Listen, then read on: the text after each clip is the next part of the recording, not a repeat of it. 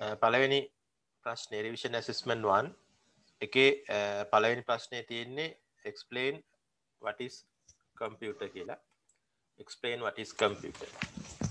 මුලින්ම කියන්නේ computer එකක් කියන්නේ මොකක්ද කියන එක define කරන්න තියෙන්නේ.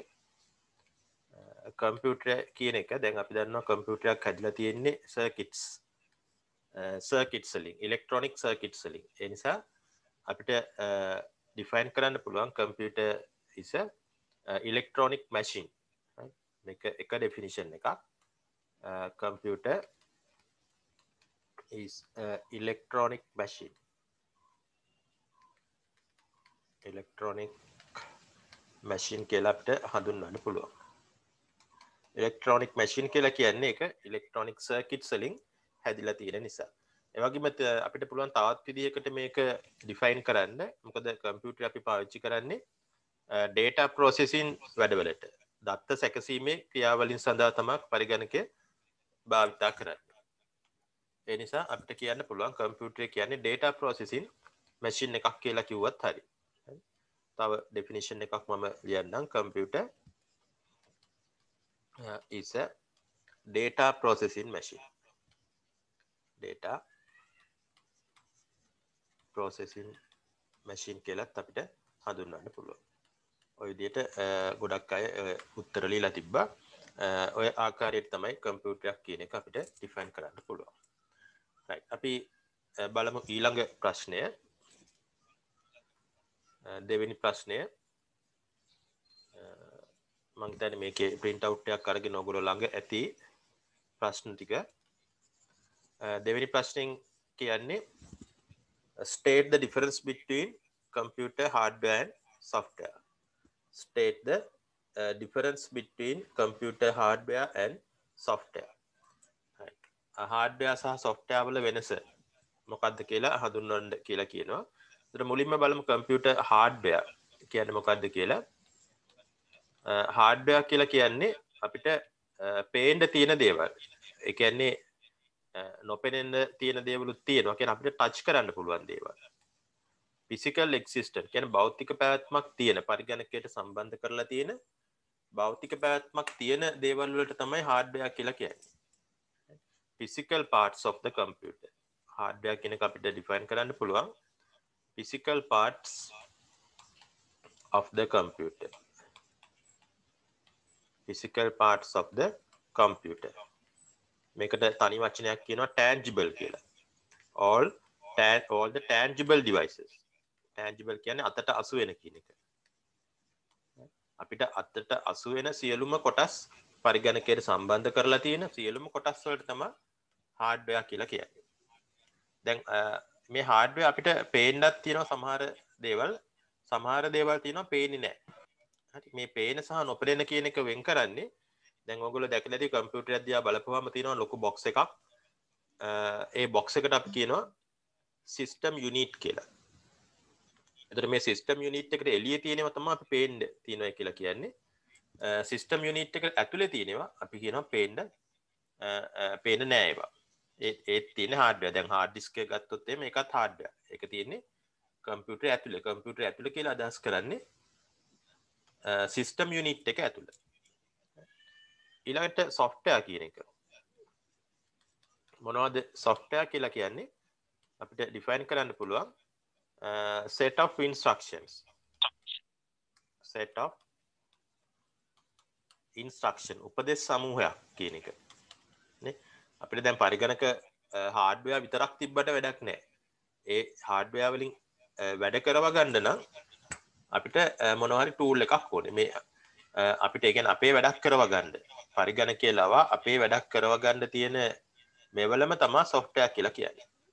දැන් software කිව්වම උදාහරණ තියෙනවා. දැන් අපේ වැඩක් කිව්වම අපි හිතමු ලියුමක් type කරගන්න ඕනේ කියලා. එහෙනම් word කියන software එක පාවිච්චි කරන්න පුළුවන්. නැත්තම් ගණිතමය වැඩක් කරගන්න ඕන නම් excel වගේ එකක් පාවිච්චි කරන්න පුළුවන්.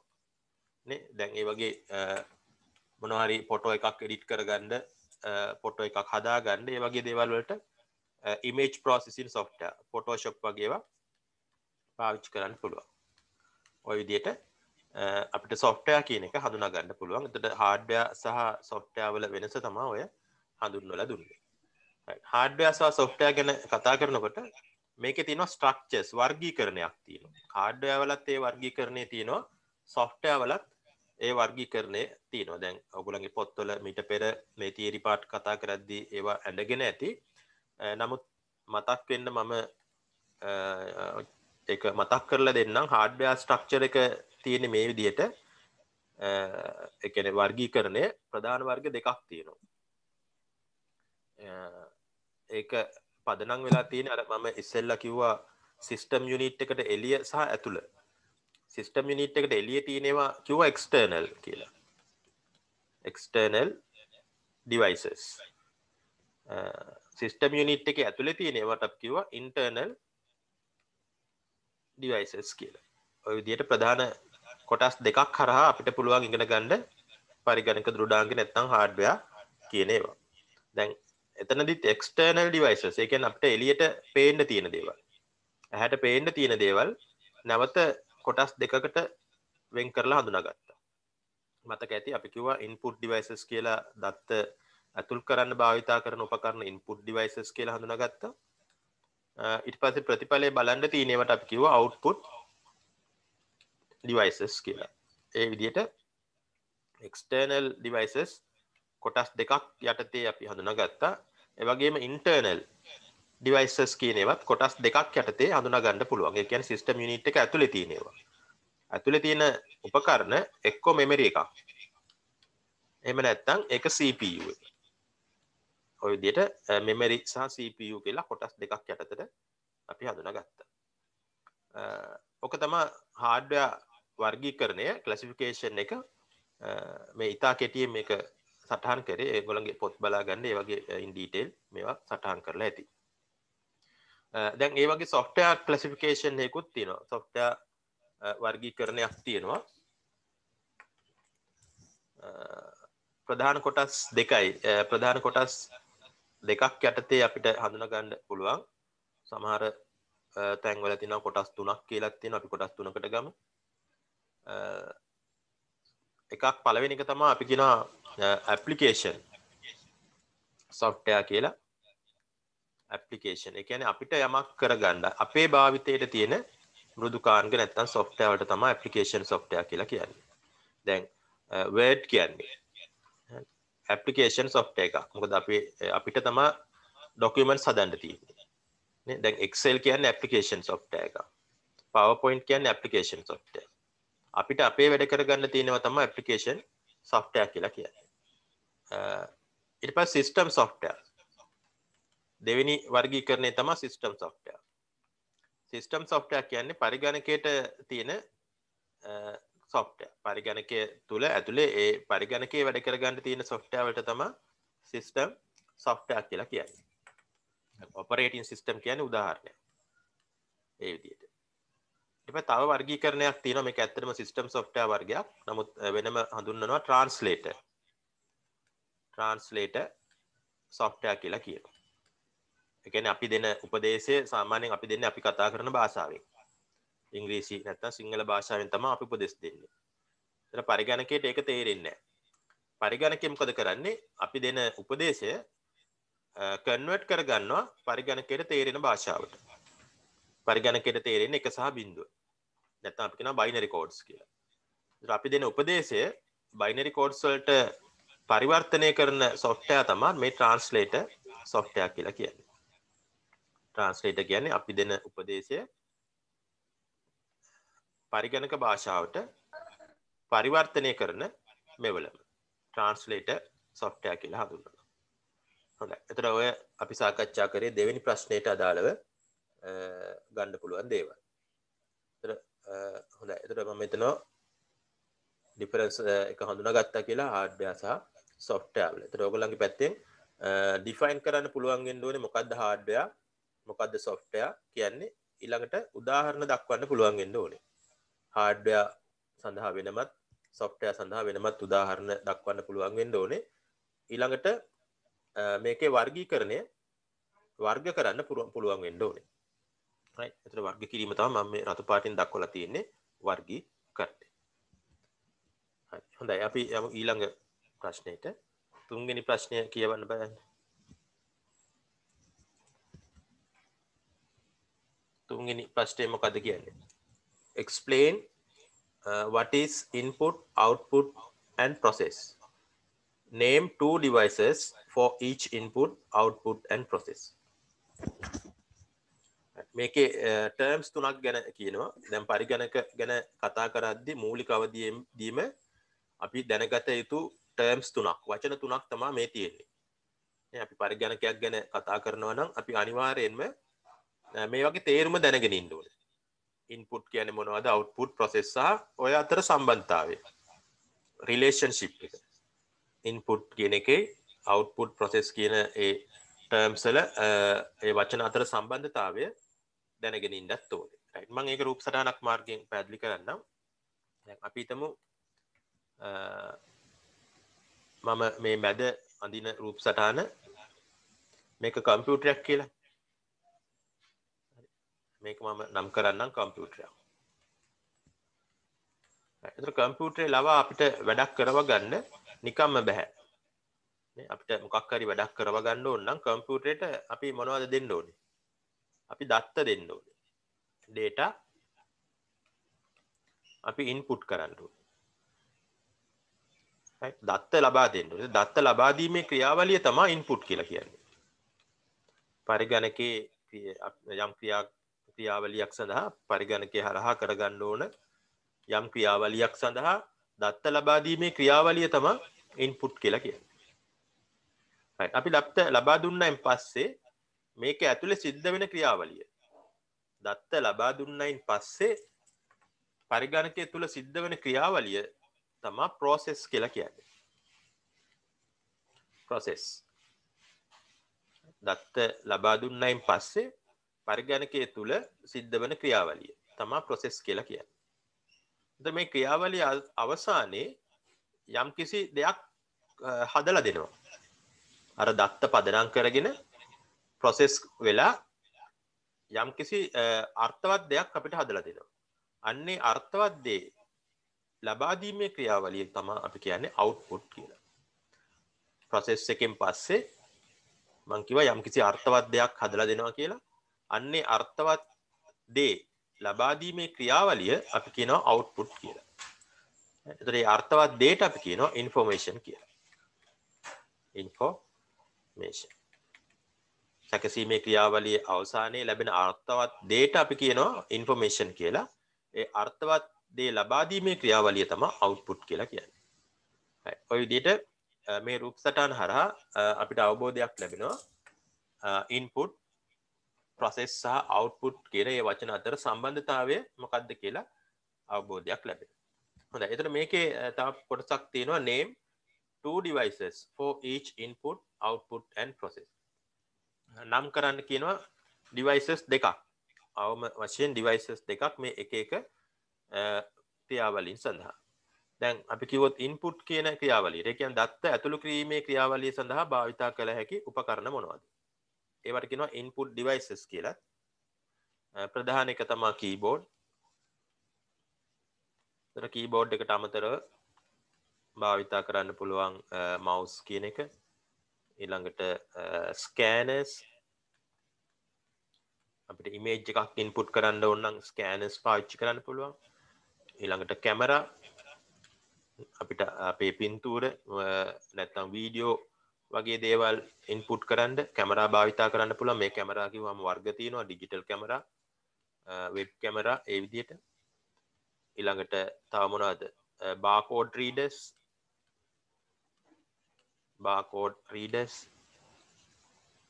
ඒ විදිහට තවත් input devices ගණනාවක් අපිට මේ ආකාරයෙන් ලියා ගන්න පුළුවන්. මේකෙන් දෙකයි අහලා තියෙන්නේ input devices දෙක බැගින් ලියන්න කියලා. ඊළඟ මේ process කියන කියන්නේ සැකසීමේ ක්‍රියාවලියට. ඒ කියන්නේ පරිගණකයේ තුල පරිගණකයේ ඇතුලේ සැකසීමේ ක්‍රියාවලියට සම්බන්ධ වෙන උපකරණ මොනවද? එහෙනම් මේ පරිගණකයේ ඇතුලේ කියන්නේ සිස්ටම් යුනිට් එක ඇතුලේ තියෙන උපකරණ වෙන්න ඕනේ. සැකසීමේ ක්‍රියාවලියට සම්බන්ධ වෙන උපකරණ විදිහට අපි ගන්නෙ සිස්ටම් යුනිට් එක ඇතුලේ තියෙන උපකරණ. මොනවද සිස්ටම් යුනිට් එක ඇතුලේ තියෙන උපකරණ සැකසීමේ ක්‍රියාවලියට සම්බන්ධ වෙන? ප්‍රධාන උපකරණය තමා CPU කියන එක. අනිත් එක මෙමරි. මතකය, පරිගණක මතකය. ඔය කියන උපකරණ දෙක සම්බන්ධ වෙනවා සැකසීමේ ක්‍රියාවලිය සඳහා. දැන් CPU කියන එකයි මෙමරි කියන එකයි මේ ඊළඟ ප්‍රශ්නවල තරමක විස්තරාත්මකව සාකච්ඡා කරනවා. එතකම් මතක තියාගන්න මේ ප්‍රශ්නයට අදාළ වෙන්නේ CPU මෙමරි මේ වචන දෙක විතරයි. කියන්නේ සැකසීමේ ක්‍රියාවලියට සම්බන්ධ කරගත හැකි උපකරණ දෙක CPU සහ මෙමරි. අපි ඊළඟ ප්‍රශ්නවලදී මේ CPU සහ මෙමරි ගැන විස්තරාත්මකව සාකච්ඡා කරනවා. හරි. ඊළඟට output devices. ඒ කියන්නේ තොරතුරු ලබා දීමේ ක්‍රියාවලිය. තොරතුරු ලබා දීම සඳහා තිබෙන උපකරණ මොනවද? output devices කියලා ඒවට කියනවා. ප්‍රධාන උපකරණය තමයි ස්ක්‍රීන් එක නැත්නම් මොනිටර් කියන එක visual display unit කියලාත් කියනවා. visual display unit VDU කියලා කෙටියෙන් කියනවා මොනිටර්. එතන මේ මොනිටර් එක හරහා ලැබෙන output එක අපිට අතට අසු වෙන්නේ නැහැ. ඒක පේනවා විතරයි. අතට අසු වෙන්නේ නැහැ. ඒක පේනවා විතරයි. අන්න එවැනි output වලට අපි කියනවා විශේෂ නමක් දෙනවා soft copy කියලා. soft copy. ඒතර මොනිටර් එක හරහා ලබා දෙන output එක soft copy එකක්. ඒක අතට අසු වෙන්නේ නැහැ. ඒතර තව වර්ගයක් තියෙනවා. අපිට output එක අල්ලලා බලන්න පුළුවන්. අතට අසු වෙනවා. නේ? දැන් printer එක හරහා ලැබෙන output එක. කියන්නේ කඩදාසියක් ඔස්සේ තමයි output එක ලැබෙන්නේ. ඒතර මේ කඩදාසිය හරහා ලැබෙන output එක අපිට අල්ලලා බලන්න පුළුවන් එකක්. ඒ නිසා ඒවට කියනවා hard copy කියලා. hard copy. right. ඒතර ඔය ආකාරයට output devices වර්ග තවත් අපිට නම් කරන්න පුළුවන්. දැන් sound එක output කරන්න ඕන speaker. උපකරණය භාවිතා කරන්න පුළුවන්. ඒ වගේ තවත් සියුම් ආකාර සියුම් තැන්වල print out ගන්න ඕන නම් plotters කියන උපකරණය භාවිතා කරන්න පුළුවන්. multimedia projector එක. multimedia projector. මේවා සියල්ලම output devices ගණයට දාන්න පුළුවන් දේවල්. හොඳයි. එතකොට ඔය ටික ප්‍රමාණවත් තුන්වෙනි ප්‍රශ්නෙට එතකොට ඔයගලන්ට අවබෝධයක් ලැබෙන්න ඇති input output සහ process සම්බන්ධයෙන් තියෙන කාරණා සඳහා. හොඳයි. අපි යමු ඊළඟ ප්‍රශ්නෙට.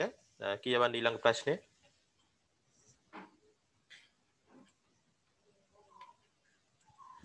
ප්‍රශ්න අංක 4. මොකද්ද ප්‍රශ්නය? Name and briefly explain two input devices that support to your teaching and learning process. right. තමන්ගේ ඉගෙනුම් ඉගැන්වීමේ ක්‍රියාවලිය සඳහා භාවිතා කළ හැකි input devices දෙකක් ගැන අහන්න. මොනවද තියෙන input devices? දැන් input devices විතරක් නෙමෙයි අනිත් devices ගැනත් අපි පොඩ්ඩක් බලමු සාකච්ඡා කරලා තමන්ගේ ඉගෙනුම් ඉගැන්වීමේ ක්‍රියාවලිය තුළ භාවිතා කරන්න පුළුවන්. දැන් මේ devices මේ දවස්වල තමයි ගොඩක් අය භාවිතා කරන්නේ. විශේෂයෙන් මේ online පන්ති කරනකොට online classes කරද්දි මේ devices අනිවාර්යයෙන්ම භාවිතා කරන්න වෙනවා. online class කරේ නැතත් තමන් අර සාම්ප්‍රදායික ලෙස පන්ති කාමරය තුල face to face ඒ ළමයි එක පන්ති කරද්දි මේ තාක්ෂණය භාවිතා කරන්න පුළුවන්. ඒතර එවැනි අවස්ථාවල භාවිතා කරන්න පුළුවන් මේ input devices තමයි දැන් එකක් මම කියන්නම්. පළවෙනි එක webcam කියන එක. right. web camera කියන එක හරහා අපිට අපේ පින්තූර නැත්නම් ළමයිගේ පින්තූර එකිනෙකාට මුණ ගස්සන්න පුළුවන්කම තියෙනවා webcam හරහා. ඒ වගේ තව උපකරණයක් තමයි බහුලව භාවිතා කරන එකක් මේ දවස්වල මේ light pen කියන. light pen. දැන් මම මේ ලියන ඒවා ස්ක්‍රීන් එක කරා ඔයගොල්ලන්ට පේන්නේ light pen එකක් භාවිතයෙන් තමයි ඒ ලිවීම සිද්ධ වෙන්නේ. හරි. ඒක input device එකක්. ඊළඟ තවත් මොනවද? දැන් ස්කෑනර් කියන එක. ටීචින් ලර්නින් ප්‍රොසෙස් එක තුළ ස්කෑනර් කියන එක භාවිතා කරන්න පුළුවන්. විවිධ දැන් පොත්වල තියෙන පින්තූර ස්කෑන් කරලා ළමයින්ට පෙන්වන්න ඕනේ වුණා. නේ? ඒ වගේ දේවල්. ඒ වගේම දැන් ස්කෑනර් භාවිතා කරනවා දැන් ඔය MCQ වගේ ක්වෙස්චන් මාක්ස් කරන්න. ඒවා කරෙක්ට් කරන්න විශේෂයෙන් උපකරණයක් තියෙනවා ස්කෑනර් ටෙක්නොලොජි එක භාවිතා කරලා MCR magnetic MICR කියන එක magnetic ink character reader මේක අර චෙක් පත් වල අංක රීඩ් කරන්න තියෙන එකක් බැංකුව වල භාවිතා කරන්නේ. දැන් බහුවර්ණ ප්‍රශ්න බලන්න භාවිතා කරන OCR කියන උපකරණය optical character reader.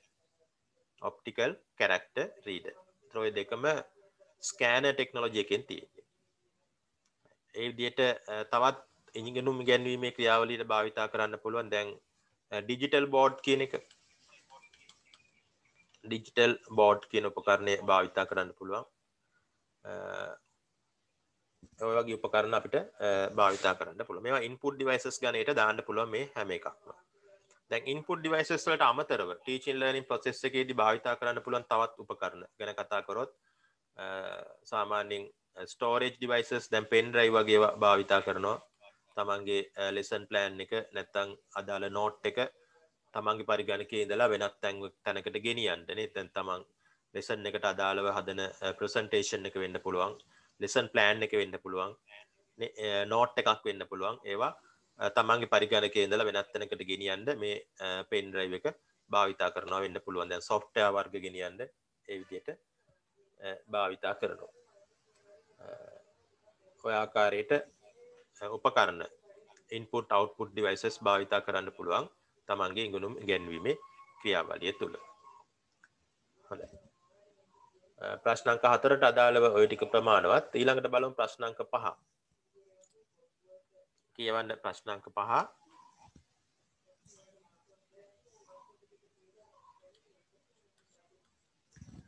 ප්‍රශ්න අංක 5න් අහන්නේ what is memory? What is memory? What are the measurements used to measure the capacity of memory? What are the measurements used to measure the capacity of the කොටස් දෙකක් තියෙනවා කොටස් තුනක් තියෙනවා write down the relationship between these measurements. memory කියන්නේ මොකක්ද කියලා අහලා තියෙනවා පළවෙනි කොටසෙන්. දෙවෙනි කොටසෙන් measurement කියන්නේ memory capacity එක මනින්න පුළුවන් measurement එක මොකක්ද කියලා අහනවා. තුන්වෙනි කොටසෙන් අහනවා මේ measurement අතර තියෙන සම්බන්ධතාවය මොකක්ද කියලා. හොඳයි අපි බලමු එකින් එක අරගෙන මුලින්ම ඔව් කියන්න. ළමයින්ට log වෙන්න බැරි ඉන්නවලු ඇඩ් කරගන්නලු.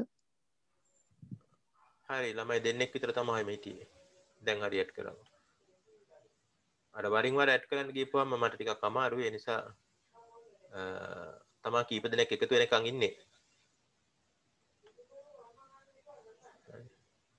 පුළුවන් තරම් උත්සාහ කරන්න පාඩම ආරම්භයේදීම ලොග් වෙන්න. හරි. හොඳයි දැන් මම හිතන්නේ ලොග් වෙලා ඉන්නේ ඔක්කොම. කම්පියුටර් මෙමරි කියන ගැන එක තමයි අපි සාකච්ඡා කරමින් හිටියේ.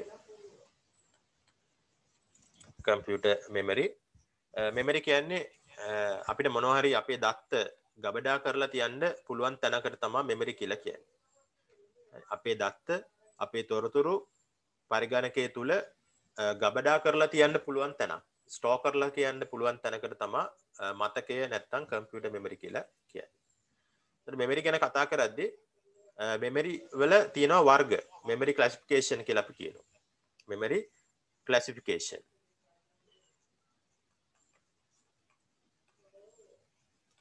වර්ගීකරණය. මතකය වර්ගීකරණය. කියන්නේ මතකයේ තිබෙන වර්ග මොනවද කියන එක තමයි මෙතනින් සාකච්ඡා වෙන්නේ. දැන් මතකය ගැන කතා කරද්දී ප්‍රධාන වර්ග දෙකක් තියෙනවා. මෙමරි වර්ග දෙකක් තියෙනවා. එකක් තමයි ප්‍රාථමික මතකය. කියනවා ප්‍රයිමරි මෙමරි කියලා. අනිත් එක සෙකන්ඩරි මෙමරි. Secondary memory. ද්විතීයික මතකය නැත්නම් සෙකන්ඩරි මෙමරි කියලා කියනවා. එතන මුලින්ම හඳුනා ගන්න ওই දෙකේ වෙනස. මතකයේ ප්‍රධාන කොටස් දෙකයි. ප්‍රාථමික මතකය නැත්නම් primary memory අනිත් එක secondary memory නැත්නම් ද්විතීයික මතකය කියලා කියනවා.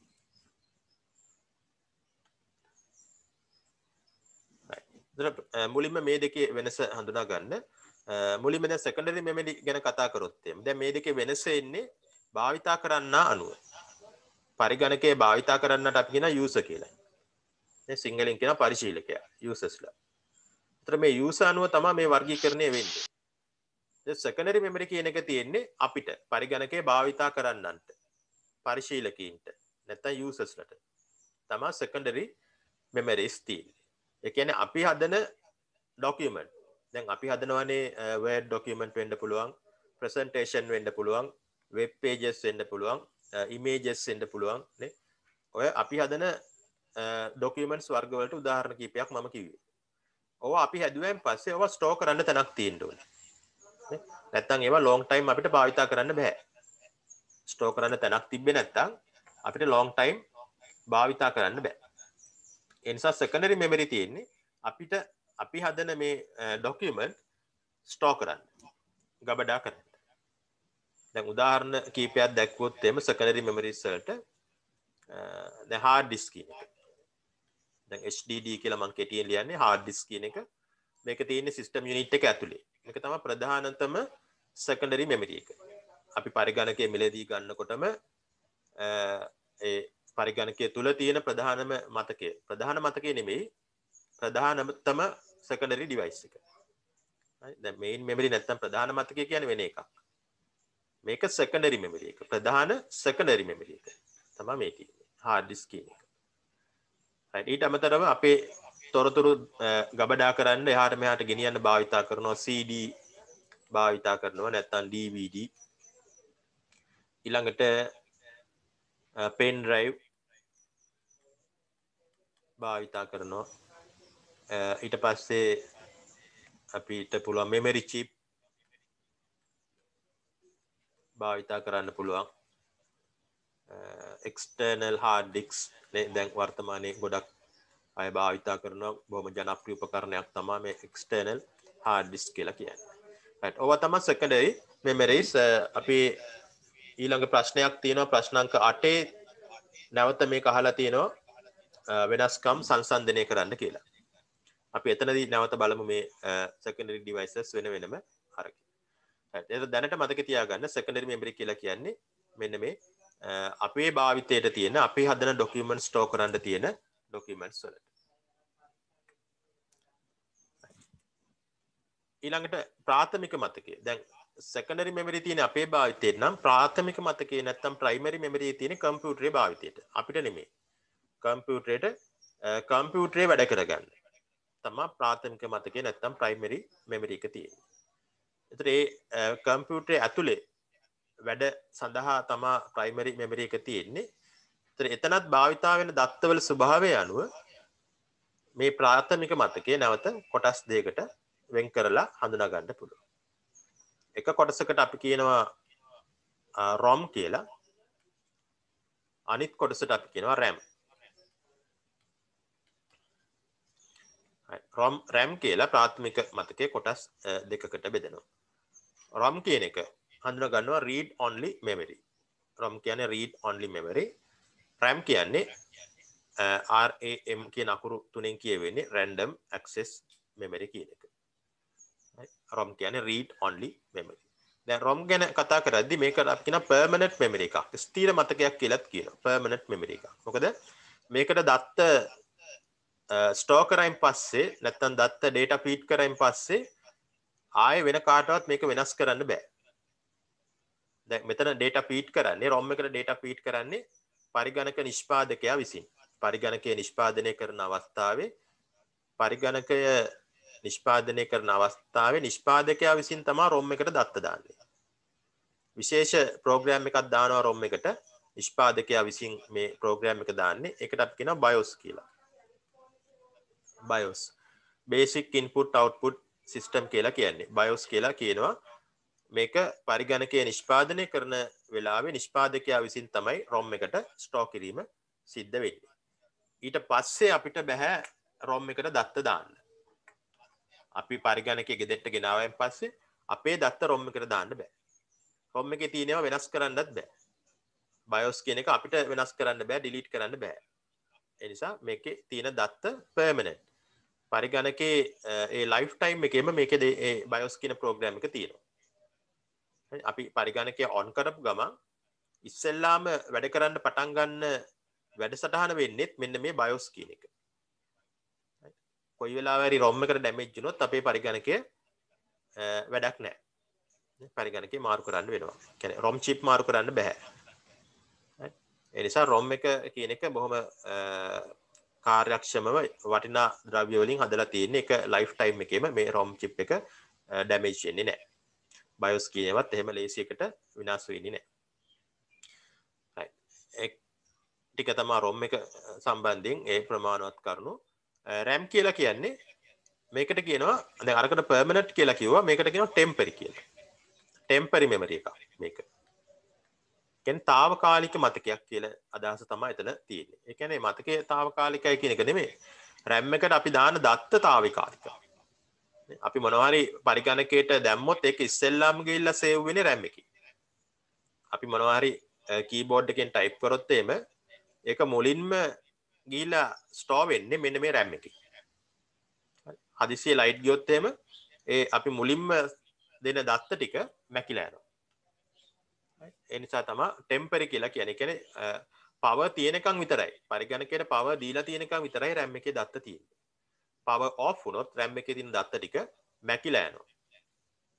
ඒ නිසා ඒකට ටෙම්පරරි කියලාත් කියනවා. right. ඒතර ඔය විදිහට අපිට ROM සහ RAM එකේ වෙනස හඳුනා ගන්න පුළුවන්. හොඳයි. ඔතන ඔය ටික තමයි මෙමරි ක්ලාසිෆිකේෂන් එක සම්බන්ධයෙන් දැනගෙන සිටිය යුතු කරුණු.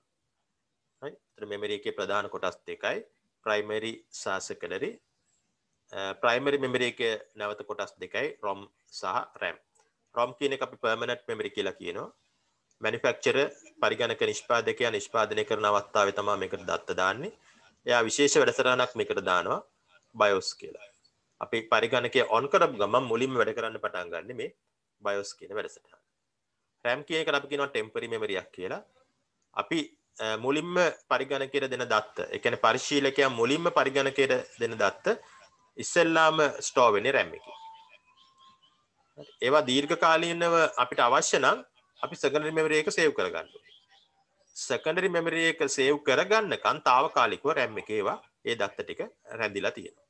හදිසියෙ ලයිට් ගියොත් එහෙම නැත්තම් power off වුණොත් මේ RAM එකේ තියෙන දත්ත විනාශ වෙලා යනවා.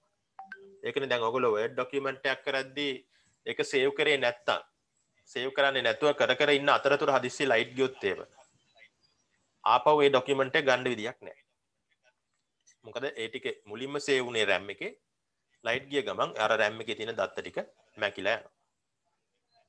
ඒ නිසා ඒ අවශ්‍ය දේවල් long time memory එක නැත්තම් secondary memory එක save කරගෙනම තමයි අපි වැඩ කරගෙන යන්න ඕනේ. හොඳයි. ඒතර අපි ප්‍රශ්න 5ක් සාකච්ඡා කරා. දැන් මේකේ time එක ඉවර වෙගෙන යන්නේ. තව විනාඩි 5ක් වගේ තමයි ඇත්තේ. මට කියන්න බලන්න ඔයගලන්ට පුළුවන් ද අද 12:00ට තව පන්තියක් කරන්න?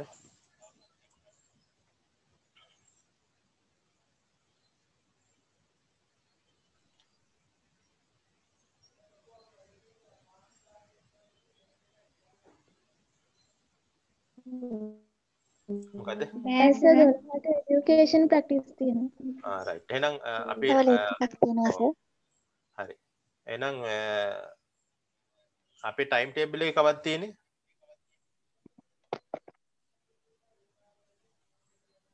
ටයිම් ටේබල් එකේ හැටියට කවද්ද තියෙන්නේ? 12ට ලෙක්චර් බදාදා සර්. බදාදා. බදාදා සර්. කීයටද? 12ට. 12යි සර්. හොඳයි. 12ට සර්. හෙට 12ට තියෙනවද මොනවා හරි? 12 එක ටයිම් එක.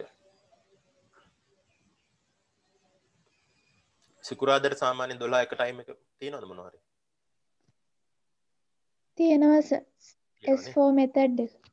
හරි හරි. හරි එහෙනම් අපි ඊළඟ පන්ති ඊළඟ බදාදාට. හරි මේක ඉතිරි ටික සාකච්ඡා කරන්න. ඊළඟ බදාදා අපේ ටයිම් ටේබල් එකට අනුව තියෙන පන්තිදි කරමු. මේක දැන් තව විනාඩි කිහිපයක් තියෙනවා. මම ඊළඟ ප්‍රශ්න සාකච්ඡා කරගෙන යන අතරතුර මේක ස්ටොප් වෙලා යයි. හරි. අපි ඉතිරි ටික එතකොට ඊළඟ සතියේ පන්තිදි තමයි කරන්නේ. හොඳයි. ඊට පස්සේ ඊළඟ ප්‍රශ්නේ තියෙන්නේ කැපැසිටි එක ගැන. දැන් මෙමරි එක මනින කැපැසිටි එක මොකක්ද?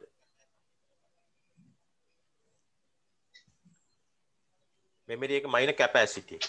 අපි කියනවා මෙමරි මයින කැපැසිටි. අපි දන්නවා සාමාන්‍යයෙන් ලක්ෂ දෙකක් අතර දුරනේ. ප්ලේසස් දෙකක් අතර දුර මයින්ඩ් කිව්වොත් මේ මෙෂර්මන්ට් එකක් තියෙනවා. අපි කියනවා මීටර්, කිලෝමීටර් ඒ වගේ මෙෂර්මන්ට් තියෙනවා. බරක් මයින්ඩ් කිව්වොත් ග්‍රෑම්, කිලෝග්‍රෑම් වගේ ඒවා භාවිතා කරනවා. ද්‍රවයක් මයින්ඩ් කිව්වොත් මිලි ලීටර්, ලීටර් ඒ වගේ ඒවා භාවිතා කරනවා. අන්න ඒ වගේ පරිගණකයේ මතකයේ තුල කොච්චරක් දත්ත රඳවන්න පුළුවන්ද කියන එක තමයි මේ මෙෂර්මන්ට් එකෙන් කියන්නේ. අපි කියන කැපැසිටි එක. පරිගණක